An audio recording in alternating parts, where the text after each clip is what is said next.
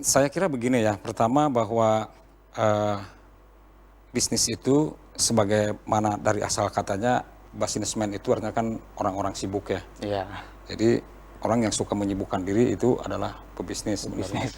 Nah, yang kedua sebetulnya ada kedekatan ya, ada kedekatan teoritis antara ciri orang beriman dengan ciri orang bisnis. Hmm, Itu ada ciri yang sangat dekat. karena sama-sama sibuk mungkin. Karena satu sama-sama sibuk, yang kedua sama-sama mengedepankan visi. Iya. Jadi orang beriman itu kan wal akhiratu khairu wa abqa. Mhm, Jadi tekanannya bahwa hari akhir itu harus lebih baik daripada hari ini.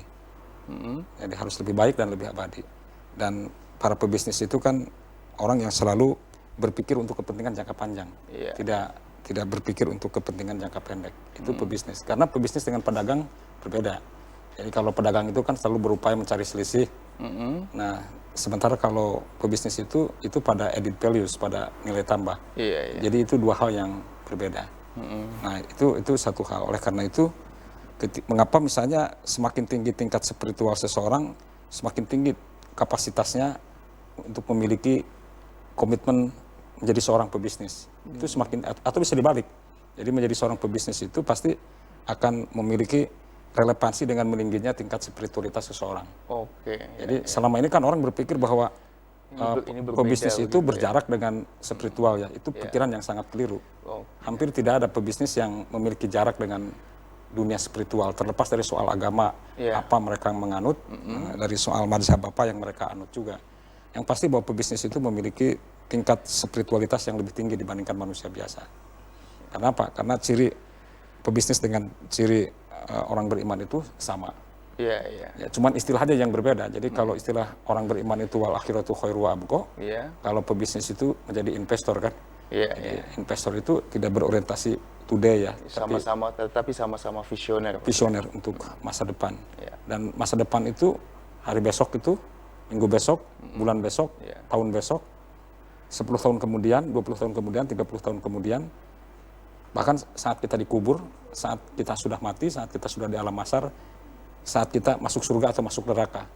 Jadi itu karakter investasi dan itu memiliki kedekatan makna antara seorang yang beriman dengan orang yang pebisnis.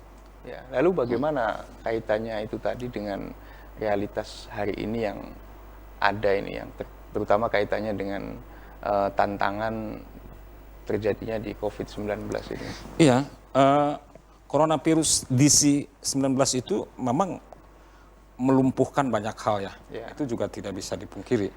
Jadi kalau fenomena seperti ini terjadi sampai bulan Juni atau Juli, kita tidak tahu juga berapa banyak perusahaan-perusahaan yang akan ambruk karenanya. Tetapi juga pebisnis itu memiliki ciri yang sama yang kedua dengan orang yang beriman. Apa itu, Bu? Selalu berharap, Oh, selalu memiliki harapan. Ada Jadi harapan, ya. selalu memiliki harapan. Dalam bahasa agama kan disebut dengan istilah roja kan. Ya. Jadi mengapa orang beriman itu perlu doa? Doa itu kan sebetulnya agar menimbulkan harapan, bahwa besok itu matahari masih terbit kan. Jadi sebetapapun situasi dan kondisi yang sangat menyulitkan bagi kita hari ini, tapi pastilah bahwa besok itu matahari masih terbit. Dan karena matahari masih terbit, maka sebetapapun kondisi hari ini kita sangat berlelah-lelah, tetapi kita harus tetap bangun, kita tetap harus berjalan, kita tetap harus membangun narasi-narasi ekonomi dan bisnis kan. Nah, sama juga. Jadi ciri dan karakter yang kedua dari orang beriman dan pebisnis itu adalah selalu memiliki harapan. Jadi situasi hari ini ya menyulitkan, dan nggak tahu berapa banyak kan, berapa juta bahkan mungkin orang Indonesia yang sudah dirumahkan gara-gara banyak perusahaan-perusahaan yang tutup kan. Usaha-usaha juga sekarang susah juga. Mengapa? Karena di kerumunan kan nggak boleh. Jadi nggak boleh banyak kerumunan. Karena nggak boleh banyak kerumunan, otomatis kan menyulitkan tuh. Nah, tetapi karena pebisnis itu adalah selalu memiliki harapan, dan dari harapan itu kan tumbuh kreativitas baru.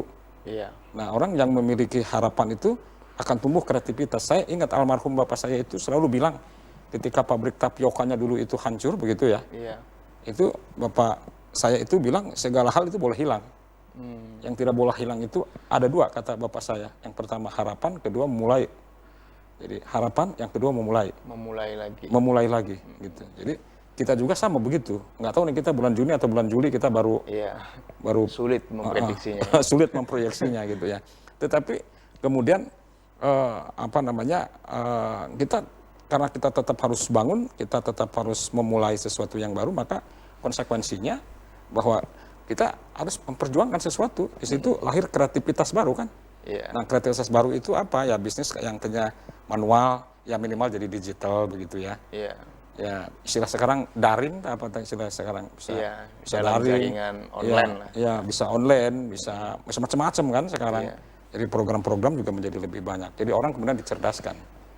Gitu. Kemudian yang ketiga, pebisnis itu kan selalu membaca peluang. Dan itu juga sama dengan ciri orang beriman. Jadi ciri orang beriman itu kan Rabbana ma khalaqta hadza batila subhanaka faqina adzabannar. Jadi tidak ada sesuatu yang diciptakan Tuhan dalam kesia-siaan. Jadi karena tidak ada sesuatu yang diciptakan Tuhan dalam kesia-siaan, maka itu menjadi komoditas. Jadi semua hal itu bisa jadi komoditi. Yang bukan? Nah, jadi ini tidak ada yang diciptakan Tuhan itu dalam kesia-siaan. Karena tidak ada sesuatu yang diciptakan Selalu Tuhan dalam kesia-siaan, ada manfaatnya, maka sesuatu itu pasti menjadi komoditi kan? Nah, si corona ini juga sama. Tidak mungkin diciptakan oleh Tuhan itu dalam kesia-siaan. Allah kan mengatakan dalam ayat Al-Quran itu, Allah tidak segan-segan untuk membuat perumpamaan sekecil nyamuk sekalipun. Pama mau datang, pama pokoha gitu kan. Jadi Allah, apa itu kalimatnya di surat Al-Baqarah itu? Jadi Allah mengatakan bahwa Allah itu tidak segan-segan untuk menciptakan sebuah perumpamaan yang perumpamaan itu sangat kecil, bahkan lebih kecil daripada nyamuk. Nah, si corona ini kan lebih kecil daripada nyamuk. Dan kita harus yakin bahwa itu pasti ada sesuatu. Di balik semua itu pasti ada sesuatu. Nah, pebisnis juga sama begitu. Kalau ciri orang beriman mengatakan Rabbana ma khalaqta hadza batila, maka ciri pebisnis itu akan mengatakan segala sesuatu itu adalah transaksional. Jadi karena segala sesuatu adalah komoditas. Dan karena segala sesuatu itulah komoditas, maka itu berarti transaksional kan. Jadi setiap yang transaksional itu pasti mengandung konsekuensi ekonomi kan. Jadi di situ sebetulnya jadi selalu bervisi tentang masa depan, kesamaan antara investor dengan beriman. Kemudian yang kedua selalu visioner. Kemudian yang ketiga tabah tahan menghadapi segala dinamika. Kemudian yang keempatnya itu selalu memiliki watak untuk selalu melihat segala sesuatu itu sebagai sebuah komoditas. Ya, sebetulnya begini ya, teorinya di kita itu memang teorinya masih sangat, piramidanya sangat ini sekali ya. Jadi kalau kita juga membuat sedikit analisa nih ya, analisa yang bersifat teoritis, itu kan di dalam teori Robert T. Kiyosaki misalnya ya, ada 4 kuadran manusia ya. Jadi ada employee, ada self-employed, kemudian ada ada bisnis, ada pebisnis, ada bisnismen, dan kemudian ada investor kan. Nah, jadi kebanyakan di kita ini employee kan, para pegawai, pegawai negeri juga kayak kita ini kan sebetulnya employee juga ya. Nah, sedikit yang misalnya minimal self-employed, bekerja bagi diri kita sendiri. Nah, tadi yang kita ceritakan itu kita berbicara soal self-employed, menghadapi situasi yang sangat gamang seperti sekarang ini. Nah, tetapi hari ini yang jadi persoalan kan di employer-nya ini. Pabrik-pabrik banyak yang tutup, industri-industri banyak yang tutup, gitu kan, kantor-kantor juga bahkan banyak yang tutup. Bahkan pegawai kasar serabutan seperti tukang bangunan, itu juga mengalami pemberhentian kan, karena saya juga pemain properti begitu. Saya juga sudah menghentikan karyawan sudah 1,5 bulan yang lalu kan. Jadi dihentikan bukan karena apa-apa, karena memang kebijakan negara yang hampir tidak memberi ruang untuk itu. Nah, memang ini yang sangat sulit kita hadapi karena ini belum ada teorinya ini. Jadi belum ada teori menghadapi situasi yang seperti kita hadapi ini. Sepanjang dan sepengalaman hidup saya kan kejadian seperti ini baru terjadi nih. Di mana orang dirumahkan, di mana orang tidak boleh berkerumun, di mana orang tidak boleh, ya tidak bolehnya lebih banyak daripada bolehnya lah kira-kira. Nah, ini akan mematikan, saya kira bukan hasil distribusi ekonomi, tetapi juga akan sangat sulit sekali menumbuhkan peluang-peluang ini. Nah, lalu bagaimana menghadapi situasi seperti sekarang ini? Nah, tadi teorinya, kalau teori keberimanan dan seorang pebisnis itu kan harus memiliki watak harapan dan selalu memulai kan. Jadi selama ini mungkin kita lama abai terhadap pemanfaatan tanah misalnya gitu ya. Kayaknya gagasan back to earth itu menjadi penting. Ya, sekalipun misalnya kita hanya punya luas lahan misalnya 10 meter atau luas lahan 20 meter gitu ya. Saya kira sudah mulai harus dipikirkan untuk dilakukan tanaman yang kira-kira bisa produktif. Paling tidak untuk bisa makan sampai situasi kita bisa. Memang betul Nabi kita Nabi Muhammad itu pedagang yang sangat luar biasa. Beliau bukan hanya pedagang ya, bahkan pebisnis ya. Jadi bukan self employed tapi dia menjadi pebisnis gitu. Dia menguasai kalau tidak salah 16 negara ya kalau untuk hari ini. Jadi direktur utama sebuah perusahaan multinasional yang saya kira itu sangat luar biasa untuk mengembangkan ekonomi masyarakat di Arab waktu itu. Kemudian yang kedua juga, Ibu juga tadi cukup menarik karena kelihatannya dia literatif juga membaca sejarah karena pernah ada satu kejadian kan, ada wabah seperti sekarang ini yang Nabi melarang orang untuk keluar dari tempat yang ada wabah itu. Bagi mereka yang tinggal di sebuah tempat yang banyak wabah itu kan dilarang Nabi oleh keluar tuh. Dan orang yang ada di luar kan dilarang masuk, di lockdown lah kalau istilah sekarang gitu ya. Jadi di lockdown itu oleh Nabi Muhammad SAW, tetapi perniagaan bisa terjadi. Di zaman dulu kan belum ada internet tuh, Nabi Muhammad bisa jalan bisnisnya. Apalagi seharusnya zaman sekarang, betul juga tadi kata Ibu. Cuman problemnya tidak semua orang memiliki kapasitas, itu aja. Kemudian yang kedua, yang kesulitan sekarang kan bukan di area orang yang self employed atau pedagang, apalagi pebisnis. Yang paling rumit itu kan di employer nih, di employer. Nah, kategori di employer ini sekarang susah karena banyak sekali di antara umat Islam hari ini yang ya masyarakat dunia sebenarnya bukan hanya umat Islam ya, seluruh masyarakat yang dirumahkan. Terutama karena, yang informal ya. Ya, jadi ya di luar PNS, BUMN, TNI, Polri ya, di luar yang begitu ya. Tapi sekarang para buruh kasar itu kan sudah mulai banyak yang diberhentikan, bukan sudah mulai banyak sekali yang dihentikan baik sementara maupun permanen kan. Nah, sementara mindset berpikir dia kan sudah lama menjadi pegawai, tidak dalam waktu yang sebentar mereka dibentuk mindsetnya sebagai seorang pegawai. Jadi ketika industrinya tadi ditutup atau disuruh untuk berhenti operasi gitu ya, konsekuensinya kan pegawai harus diliburkan.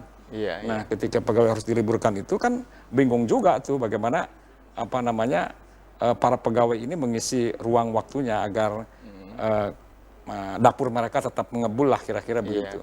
Nah, tadi solusinya saya kira itu bagi yang memiliki tanah sekalipun kecil hanya 10-20 meter di pekarangan rumah atau di apa, atau bahkan di rumah-rumah, di sela-sela rumah itu sekarang sudah harus mulai dipikirkan membuat tanaman-tanaman yang produktif itu ya, yang mungkin lebih cepat siap gitu ya.